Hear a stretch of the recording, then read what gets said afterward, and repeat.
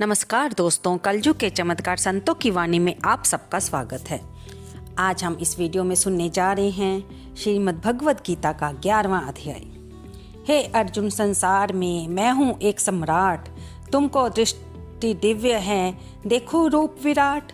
सूर्य चंद्र दो नेत्र हैं, सिर मेरा आकाश, ब्रह्मादिक मुझ में सभी करते वेद प्रकाश।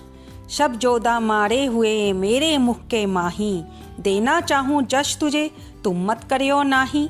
हाथ जोड़ अर्जुन कहे प्रथम रूप लो धार, प्रभु ने अद्भुत रूप को दीना तुरत विसार। 11वां अध्याय प्रारभ्यते विश्व रूप दर्शन। आइए आज हम इस 11वें अध्याय में प्रभु के विश्व रूप का दर्शन करेंगे, जिसके लिए भगवान ने अर्जुन को दिव्य दृष्टि दी थी, लेकिन हम सुनने से, पढ़ने से और कहने से भी उस दिव्य दर्शन को अनुभूति कर सकते हैं। अर्जुन ने कहा, हे भगवान, मुझ पर कृपा करके अत्यंत गुप्त अध्यात्म विषयक वचन जो आपने कहे, उनसे मेरा मोह दूर हो गया है। हे कमल नेत्र, मैंने जीवों की उत्पत्ति और नाश का कारण और आपका अक्षय महात्म्य आपके मुखारविंद से विस्तार पूर्वक सुना। हे पुरुषोत्तम, आपने जैसा अपना वर्णन किया वह आपका रूप देखने की मेरी इच्छा है। हे जोगेश्वर, हे मधुसूदन, आप यदि मुझे उसे को देखने योग्य समझें तो आप अपना वह अव्यय रूप मुझे दिखलाइए। श्री भगवान ने कहा, हे पार्थ, नाना प्रकार के दिव्य रूपों को देख। हे भारत, तुम वसु, रुद्र, अश्विनी, कुमार, मरुदगण और पहले कभी न देखे हो ऐसे आश्चर्यजनक रूपों को देखो। हे गुड्डाकेश, चराचर सहित ये जगत देखो तथा और जो कुछ देखना चाहो यहाँ मेरी देह में देख लो, परंतु इन नेत्रों से तुम मुझे नहीं देख सकोगे, इसलिए मैं तुमको दिव्य नेत्र देता हूँ, उनसे मेरा दिव्य रूप देखो। संजय ने धृतराष्ट्र से कहा कि हे राजन, इस प्रकार श्री कृष्णचंद्र जी ने अर्जुन से कहा और उसको दिव्य दृष्टि देकर अपना अलौकिक रूप दिखाया। उस विश्व रूप के अनेक मुख, अनेक नेत्र थे, उसमें अनेक अद्भुत दृश्य थे। देह पर अनेक सुंदर आभूषण तथा आयुध सुसज्जित थे। देह पर दिव्य दिव्य मालाएं, वस्त्र, दिव्य गंध शरीर पर लगे हुए थे। उस समस्त आश्चर्यमय अनंत देव के सब और मुख दिखाई देते थे। आकाश में यदि हजारों सूर्यों की प्रभा एक साथ हो तो उस महात्मा की प्रभा की समता भी नहीं कर सकेगी। उस समय अर्जुन ने देवादि देव के शरीर में अनेक प्रकार से विभक्त इस समस्त जगत को देखा। तब अर्जुन आश्चर्य से चकित हो गया, उसका शरीर रोमांचित हो गया। उसने शीश नवाकर हाथ जोड़कर कहा, हे देव, तुम्हारी देह में सब देव, भिन्न भिन्न प्राणियों के समुदाय, कमलासन पर बैठे हुए देवताओं के ईश, ब्रह्मा, संपूर्ण ऋषि और दिव्य सर्पों को मैं देखता हूँ। हे विश्वेश्वर, तुम्हारे अनेक भुज, अनेक उदर, अनेक मुख, अनेक नेत्र हैं। तुम्हारा रूप अनंत है, तुम्हारे अंत तथा आदि को नहीं देखता, किंतु समस्त विश्व में तुम्हारा रूप देखता हूँ। तुमको किरीट युक्त गदा चक्र धारे, चारों ओर से दीप्यमान तेजो राशिमय, सर्वत्र चमकते हुए अग्नि तथा सूर्य की भांति प्रकाशवान, दुर्निरीक्ष यानी देखने में दुर्लभ और अपरंपार देख रहा हूँ। मेरे मत से तुम ही ब्रह्मा जानने की वस्तु, विश्व के महान आधार, नित्य सनातन धर्म के रक्षक, पुराण पुरुष हो।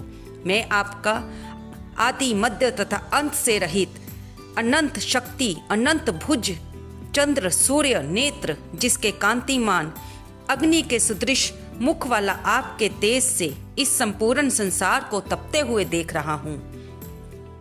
हे महात्मन, पृथ्वी और आकाश के मध्य की वह अनंत और संपूर्ण दिशाएं आपसे ही व्याप्त हो रही हैं। आपका ये अद्भुत और उग्र रूप देख तीनों लोक व्यथित हो रहे हैं।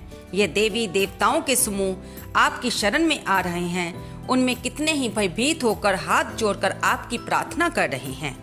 महर्षियों और सिद्धों का समूह स्वस्ति कहकर नाना प्रकार से आपकी प्रशंसा कर रहा है। रुद्र, आदित्य, वसु, साध्य, विश्वदेव, अश्वनी, मारुत पिता, गंधर्व, यक्ष, अक्षुर, सिद्ध इनके संग विस्मित होकर आपकी ओर टकटकी लगाकर देख रहे हैं। हे महाबाहु, अनेक नेत्र, अनेक बाहु, अनेक जांग, अनेक पेट, कराल दंत युक्त आपका ये विशाल रूप देख सब अत्यंत भयभीत हो रहे हैं और मैं भी घबरा रहा हूँ। आकाश तक पहुँचे हुए प्रकाशमान अनेक वर्णों में फैलाए हुए मुख को, अत्यधिक तेज वाले विशाल नेत्र युक्त तुमको देखकर हे विष्णु मेरा जी घबरा रहा है। मुझसे धैर्य नहीं रखा जाता और चित्त स्थिर नहीं होता। हे देवेश, हे जगनिवास, भयंकर दाढ़ों वाले और काल अग्नि के सदृश आपके मुखों को देखकर मुझे दिशा नहीं सूझती, मैं शांति नहीं पाता, अतएव मुझ पर दया करें। धृतराष्ट्र के दुर्योधन आदि पुत्र अपने साथ राजाओं सहित और भीष्म, द्रोण, कर्ण तथा हमारी ओर के मुख्य मुख्य योद्धा बड़ी बड़ी दारों से युक्त विकराल आपके मुख में शीघ्रता से प्रवेश कर रहे हैं और उसमें कितने लोग आपके दांतों के नीचे दबकर ऐसे दिखाई देते हैं मानो उनका शरीर चूर चूर हो गया हो। जैसे नदियों की अनेक जलधाराएं समुद्र की ओर बहती हैं, वैसे ही ये मनुष्य लोक के वीर आपके प्रज्वलित मुखों में प्रवेश कर रहे हैं, अग्नि में पतंगे के जैसे गिरते हैं। सब लोग भी अपने नाश के लिए आपके मुख में बड़ी तेजी से प्रवेश कर रहे हैं। हे विष्णु, जलते हुए मुखों से चारों ओर से सब वीरों को निगलकर आप जीभ चाट रहे हैं। आपकी तीक्ष्ण प्रभाएं समस्त संसार को तेज से व्याप्त कर तृप्त हो रही हैं। ये भयानक रूपधारी आप कौन हैं, ये मुझसे कहें। आपको नमस्कार है, मुझ पर प्रसन्न हो। हे जगतकर्ता आदि पुरुष, आपको जानने की मैं इच्छा रखता हूँ, क्योंकि आपकी ये प्रवृत्ति मेरी समझ में नहीं आती है। श्री भगवान बोले, संसार का नाश करने वाला मैं उग्र काल हूँ, समस्त जनों का संहार करने के लिए आया हूँ। तुम्हारे युद्ध ना करने पर भी ये वीर जीवित ना रह सकेंगे। जो भी युद्ध योद्धा इस महाभारत युद्ध की सेना में उपस्थित है, अतएव तुम उठो, शत्रुओं का संहार कर यश को लेकर इस समृद्धशाली राज्य का भोग करो। हे सव्यसाचिन, उनको मैंने पहले ही मार रखा है, तुम केवल निमित्त हो जाओ। मेरे मारे हुए द्रोण, भीष्म, जयद्रथ, कर्ण और अन्य योद्धाओं को मारो। घबराओ मत, युद्ध करो, तुम संग्राम में शत्रुओं को जीतोगे। संजय ने कहा। इस प्रकार श्री कृष्ण जी के वचन सुनकर मुकुटधारी अर्जुन हाथ जोड़कर कंपित और भयभीत हुए साष्टांग प्रणाम कर नम्रता पूर्वक बोले, हे ऋषिकेश, आपके गुणगान करने से सब संसार प्रसन्न और प्रेम मगन हो रहा है। राक्षस डर कर दिशाओं की ओर भाग रहे हैं और सिद्ध आपको नमस्कार करते हैं। सो ठीक है, हे महात्मन, हे अनंत, हे देवादिदेव, हे जगनिवास, आप ब्रह्म से भी श्रेष्ठ हो। आपको देवता क्यों न नमस्कार करें। व्यक्त भी आप हो, अव्यक्त भी आप हो, और इन दोनों से परे अक्षर भी आप हो। हे अनंत रूप, आप आदि देव हो, विश्व के परम आधार हो, ज्ञाता और गए हो। श्रेष्ठ स्थान आप हो, विश्व का विस्तार करने वाले आप हो। आप वायु, यम, अग्नि, वरुण, चंद्र, ब्रह्मा और ब्रह्मा जी के भी पिता हो। आपको नमस्कार है, आपको बारंबार नमस्कार है। सर्व स्वरूप आप अनंत वीर्यवान तथा अतुल पराक्रमी हो। आप जगत में व्यापक हो, इसलिए आपके स्वरूप को, आपकी महिमा को ना जानकर मैंने आपको अपना मित्र मानकर हे कृष्ण, हे सखा, ऐसा जो तिरस्कार से कहा सो प्रमाद से अथवा स्नेह से, हे अच्युत विश्वरूप, तुमसे इन बोलों की मैं क्षमा मांगता हूँ, जो कि परिहास से विहार, सोने, बैठने और भोजन के समय अकेले अथवा मित्रों के मध्य तुम्हारा अपमान किया है। तुम इस स्थावर जंगम रूप लोक के पिता, पूज्य और महान गुरु हो। त्रिलोकी में तुम्हारे समान कोई नहीं है। तुमसे अधिक अतुल प्रभाव कहाँ से होगा। इसलिए ए ईश, तुमको सिर झुकाकर प्रणाम करके यही प्रार्थना करता हूँ कि मुझ पर कृपा करो। हे देव, जैसे पिता पुत्र के मित्र के और प्रिय के अपराध को क्षमा करता है, वैसे ही तुम मेरे अपराध को क्षमा करो। हे देव, पहले मैंने कभी नहीं देखा आपका ऐसा रूप। इसे देखकर मैं रोमांचित हूँ और भय से मेरा मन व्याकुल भी है। इसलिए वही पहले वाला रूप आप मुझे दिखाओ। हे देव, आप प्रसन्न हो जाओ। हे सहस्रबाहु, हे दिव्य मूर्ति, मैं फिर आपको वही किरीट, गदा और हाथ में चक्र धारण किए हुए देखना चाहता हूँ। श्री कृष्ण भगवान ने कहा, हे अर्जुन, मैंने प्रसन्न होकर ये तेजोमय, अनंत, आद्य और विश्व रूप अपने योग के प्रभाव से तुमको दिखलाया है, जिसको तुम्हारे अतिरिक्त इससे पहले किसी ने नहीं देखा था। हे पांडवों में श्रेष्ठ, मनुष्य लोक में तुम्हारे सिवाय कोई वेदों के अध्ययन, दान, आग्न, होत्राधिक और घोर तपों को करके भी ये रूप धारण किए हुए मुझको नहीं देख सकता। मेरा ऐसा भयानक रूप देख तुम व्याकुल और मूढ़ ना हो। भय त्याग प्रसन्नचित होकर फिर मेरा वही रूप देखो।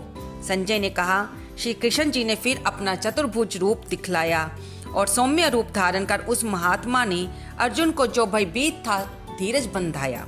अर्जुन ने कहा, हे जनार्दन, आपके सौम्य दिव्य मंगल रूप को देखकर अब मैं प्रसन्नचित हो स्वस्थता को प्राप्त हुआ। श्री कृष्ण जी बोले, हे अर्जुन, मेरा जो विश्व रूप तुमने देखा है इसका दर्शन संभव नहीं है। देवता भी इस रूप के दर्शन की आकांक्षा करते हैं। हे अर्जुन, जैसे तुमने मेरा रूप देखा है ऐसे रूप को वेद्या अध्ययन, तप, दान, यज्ञ आदि कर्म द्वारा देखना भी असंभव है।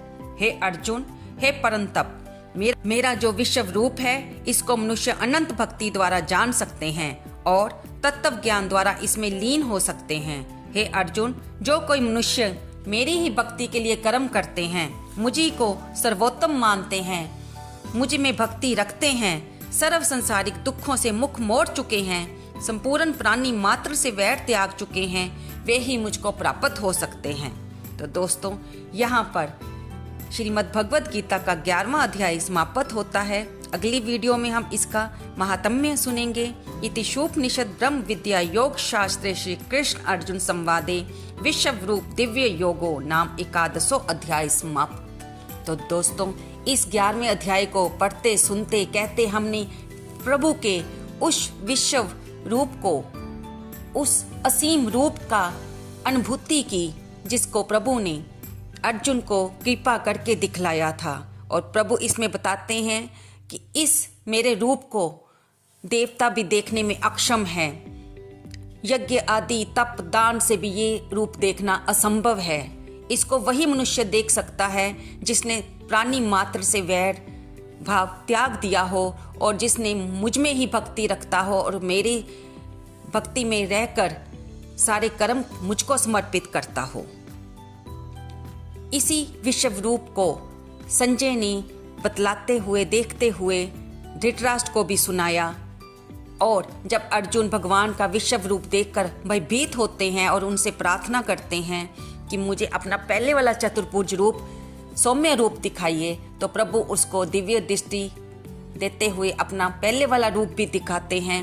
और तब अर्जुन प्रभु से अपनी क्षमा याचना करते हैं कि उन्होंने उन्हें सिर्फ मित्र और सखा समझकर जो भी व्यवहार किया उसके लिए भी उन्हें क्षमा करें। जैसे पिता पुत्र को क्षमा करता है, मित्र मित्र के अपराध को क्षमा करता है और प्रिय प्रिय के अपराध को क्षमा करता है।